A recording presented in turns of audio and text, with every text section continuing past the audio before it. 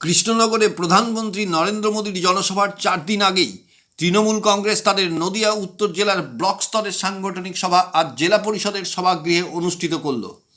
এই সভায় জেলা সভাপতি মহুয়া মৈত্র ও রাজ্যের মন্ত্রী উজ্জ্বল বিশ্বাস নেতৃত্ব দেন। যদিও আসন্ন লোকসভাকে কেন্দ্র করেই এই সাংগঠনিক সভা ডাকা হয়েছিল, তবে 10ই মার্চ ব্রিগেড সভাকে সফল করার উদ্দেশ্যে প্রাথমিকভাবে জোর দেওয়া হয় বলে নেতৃত্বরা জানান। প্রতিবারের মতো এবারেও যাতে প্রতিটি ব্লক থেকে প্রচুর পরিমাণে মানুষকে এই ব্রিগেড সভায় সামিল করা যায়, তার সাংগঠনিক প্রস্তুতি কার্যত আজ থেকেই শুরু হয়ে গেল। এই সভাতে ব্লকস্তরীয় নেতৃত্ব ছাড়াও বিধায়ক ও অন্যান্য সাংগঠনিক নেতৃত্ব উপস্থিত ছিলেন। সভা শেষে আমাদের ক্যামেরার সামনে মহুয়া মৈত্র ও উজ্জ্বল বিশ্বাস কি বলেছেন দেখুন। এক কথায় সেরা মানি বিয়ের পোশাকে ঢাকেশ্বরী। ঢাকেশ্বরী বস্ত্রালয় প্রতিদিন খোলা। পছন্দ করতে হয় না, পছন্দ হয়ে যায় ঢাকেশ্বরী বস্ত্রালয়, হাই স্ট্রিট, কৃষ্ণনগর, নদিয়া।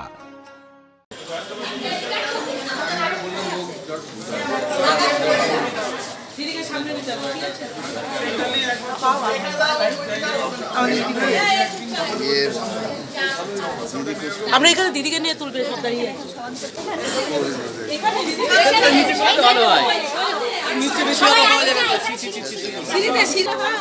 লক্ষ্মী ভান্ডারের দল কিন্তু তোমরা এই বলি দাম আমরা বুঝে নেবো লক্ষ্মী ভান্ডার।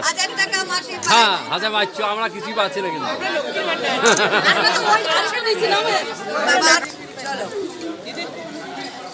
আমার ফোন কার কাছে?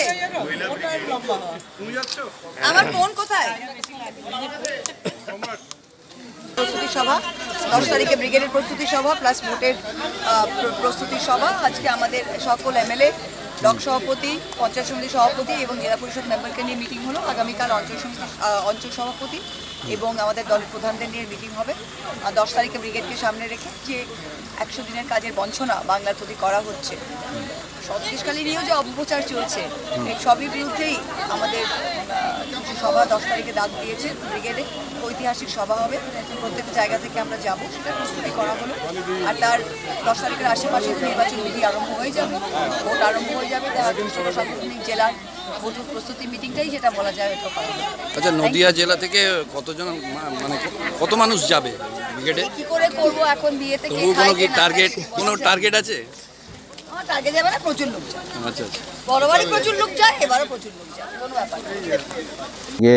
মূলত মিটিংটার উদ্দেশ্য ছিল সামনে যে নির্বাচন, লোকসভা নির্বাচন, তার জন্যে আমাদের সকলে মিলে এক জায়গায় বসে আমাদের অর্গানাইজেশনটা কীভাবে এগিয়ে যাবে সেটার জন্যে একটুখানি সভাপতি মহুয়া মৈত্রকে নিয়ে আমরা সবাই বসেছিলাম।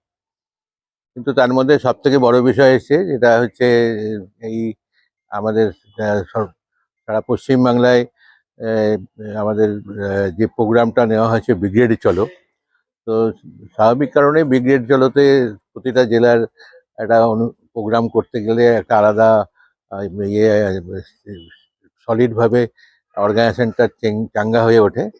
তো আজকে এটাতে একটুখানি ভালো দিক নিল, কারণ চাঙ্গা হয়ে গেল। আবার সবাই মিলে সামনে নির্বাচনের আগে একটা বড় জিনিস দিয়েই আমাদের জবাবটা দেওয়া হবে। মানে তার মধ্যে আবার শুনছি যে আমাদের জেলাতেই আমাদের কেন্দ্রীয় প্রধানমন্ত্রী উপস্থিত হবেন। প্রধানমন্ত্রী উপস্থিত হবে এবং আমাদের জেলার পাশের জেলা ইত্যাদি জেলাতে 2-3টে মিটিং করবেন। স্বাভাবিক কারণে তার থেকে বড় জায়গায় মিটিং করে প্রমাণ দিতে হবে যে এটা যখন তখন নদিয়া জেলায় প্রোগ্রাম করলে আমাদের প্রধানমন্ত্রী তার পাল্টা আমরা মিটিং করতে পারি, কিন্তু সেটা তো আমরা করবোই, ঠিক করে নিলাম। এবং তার আগে 10 তারিখের আমাদের ব্রিগেডের একটা ব্যাপক আকারে আমাদের জেলা থেকে যাতে নিয়ে যেতে পারি, তার জন্য একটা প্রারম্ভিক আমাদের একটা ঘন্টা বাজি নেওয়া হলো যে সুন্দরভাবে কিভাবে এই প্রোগ্রামটা আমরা দিতে পারি। লোকসভা নির্বাচন আগের বার ফল ছিল 1-1, এবার কতটা প্রস্তুত বা কতটা লড়াই দেবে তৃণমূল বলে মনে করছেন? একজন সিনিয়র গতবারের যেটা রেজাল্ট ছিল, এবছরের রেজাল্টটা পরিবর্তন হবে এটুকু আপাতত যেটুকু মনে হচ্ছে আমাদের, যে গতবারের থেকে এবছর আমাদের 1-1 অবস্থা ছিল এবং এবার যাতে 2-0 করতে পারি আমরা, যাতে তার জন্যই মূলত আমাদের অর্গানাইজেশনটাকে দাঁড় করাবার জন্য একটা চেষ্টা।